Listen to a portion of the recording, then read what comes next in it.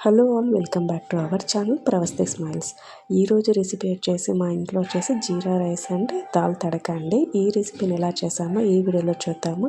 ఎవరైనా కొత్తగా మన ఛానల్ చూస్తుంటే please subscribe to my channel. Late చేయకుండా ఈరోజు రెసిపీ వీడియోని అయితే స్టార్ట్ చేసేద్దాము. ముందుగా ఇక్కడ నేను రైస్ కుక్కర్లో 1.5 గ్లాస్ సోనా మసూరి రైస్ తీసుకుంటున్నాను. కావాలనుకుంటే బాస్మతి రైస్ కూడా తీసుకోవచ్చండి. ఇప్పుడు 2 సార్లు నీళ్ళతో బియ్యాన్ని బాగా కడిగేసి పక్కన పెట్టుకోవాలి. ఇందులోకి 1.5 గ్లాస్ బియ్యానికి నేను 3 గ్లాసులు నీళ్లు పోస్తున్నాను.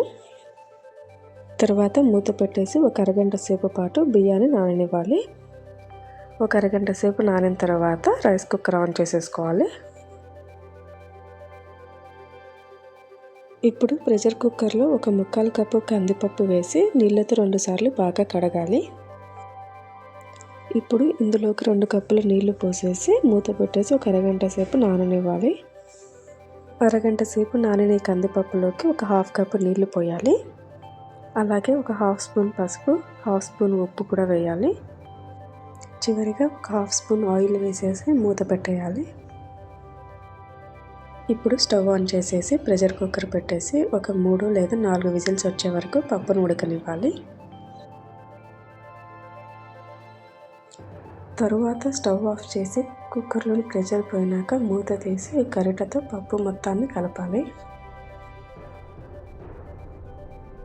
ఈ విధంగా కలిపేశాక ఇప్పుడు ఒక ఉల్లిగడ్డ, ఒక టమోటా, 5 ఎల్లుల్లిపాయలు, చిన్న అల్లం ముక్క తీసుకొని ఈ విధంగా చిన్నగా కట్ చేసి పెట్టుకోవాలి. ఇప్పుడు స్టవ్ పైన కడాయి పెట్టేసి ఒక 5 స్పూన్ల నెయ్యి వేయాలి.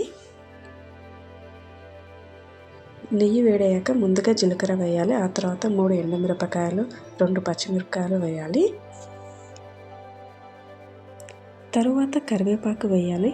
వాటితో పాటు వెల్లుల్లి తరుగు, అల్లం ముక్కలు వేసి హై ఫ్లేమ్లో బాగా ఫ్రై చేయాలి. ఇవన్నీ వెంటనే వేయాలి. అందుకే అన్ని కూడా త్వరగా వేసేయాలి, లేదంటే మాడిపోతుంది. ఈ విధంగా ఫ్రై చేశాక కట్ చేసి పెట్టుకున్న ఉల్లిపాయలు వేయాలి. ఉల్లిపాయలు ఫ్రై అయినాక ఇందులోకి టమాటా ముక్కలను వేసేసి మెత్తగా అయ్యేంత వరకు ఫ్రై చేసుకోవాలి.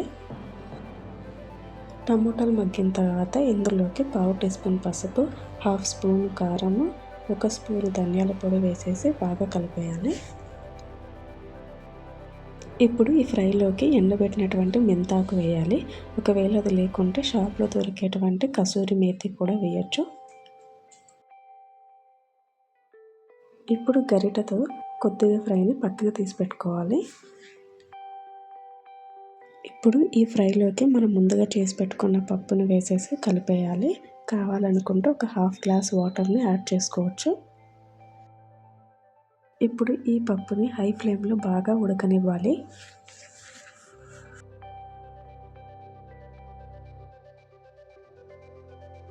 ఈ విధంగా కొద్దిగా దగ్గరకు వచ్చాక పప్పు ఇందులోకి ఒక 1/2 స్పూన్ ఉప్పు వేయాలి. చివరిగా కొత్తిమీర వేసేసి స్టవ్ ఆఫ్ చేసేసుకోవాలి. పప్పు మరీ చిక్కగా కాకుండా కొద్దిగా జోరుగా ఉన్నప్పుడే స్టవ్ ఆఫ్ చేసుకోవాలి. ఎందుకంటే ఇది చల్లగా అయ్యే కొద్దీ మనకి గట్టి పడుతుంది అనమాట. మరీ చిక్కగా ఉంటే ఇంకా గట్టిగా అయిపోతుంది. ఇప్పుడు ఈ పప్పుని ఒక సర్వింగ్ బౌల్లోకి తీసేసుకోవాలి. ఇప్పుడు ఈ పప్పులోకి తిరువాత వేయాలి. దీనికోసం మనం ముందుగా కొద్దిగా తిరువాతను తీసి పెట్టుకున్నాం కదా, దానిలోకి మనం 2 స్పూన్ల ఆయిల్ యాడ్ చేసేసి ఇలా స్టవ్ పైన పెట్టేయాలి.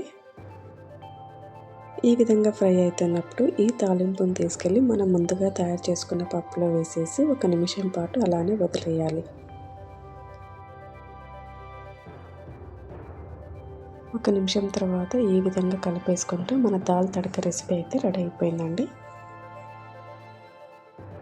ఇప్పుడు జీరా రైస్ కోసం స్టవ్ పైన బాండి పెట్టేసి ఒక 3 స్పూన్ల నెయ్యి వేస్తున్నాను.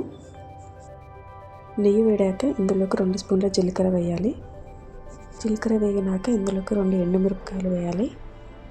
ఆ తర్వాత ఇందులోకి పచ్చిమిరపకాయలు వేయాలి. నేను ఒక 6 పచ్చిమిరపకాయలు తీసుకొని ఈ విధంగా కొద్దిగా డైమండ్ షేప్లో కట్ చేసుకున్నాను. తర్వాత ఇందులోకి కొద్దిగా కరివేపాకు వేసుకోవాలి. కరివేపాకు వేగిన తర్వాత ఒక చిన్న ఉల్లిగడ్డని చిన్న ముక్కలుగా కట్ చేసుకొని వేసుకోవాలి. ఉల్లిగడ్డల్ని మరీ డీప్ ఫ్రై కాకుండా కొద్దిగా మీడియంలోకి ఫ్రై చేసుకోవాలి. చివరిగా 1 స్పూన్ ఉప్పు వేసేసి బాగా కలపాలి. ఇప్పుడు మనం ముందుగా చేసి పెట్టుకున్న అన్నాన్ని తీసుకొచ్చి ఈ ఫ్రైలో కలిపేయాలి.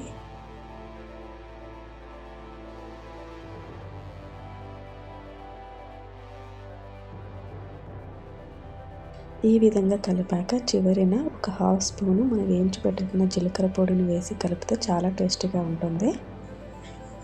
చివరిన కొద్దిగా కొత్తిమీర వేసేసి గార్నిష్ చేయాలి. అంతే అండి, ఎంతో టేస్టీగా ఉండే ఈ జీరా రైస్ అయితే రెడీ అయింది. ఈ జీరా రైస్ని దాల్ తడక కాంబినేషన్లో తింటే చాలా టేస్టీగా ఉంటుందండి. ఒకసారి అయితే తప్పక ట్రై చేయండి. ఈ వీడియో మీకు నచ్చినట్టయితే please do like, share and subscribe to my channel. Thanks for watching.